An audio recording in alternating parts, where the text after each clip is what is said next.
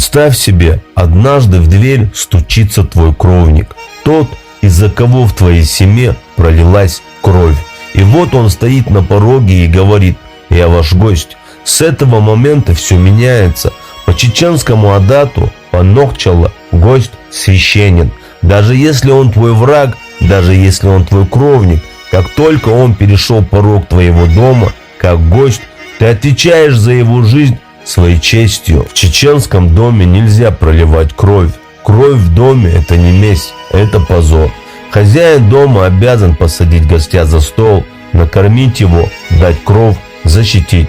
Если кто-то посмеет тронуть гостя, хозяин обязан встать между ними, даже если этот гость тот самый кровник. Закон гостя сильнее личной ненависти. Пока он под твоей крышей, пока он идет от твоего порога до следующего безопасного места, его жизнь под твоей защитой.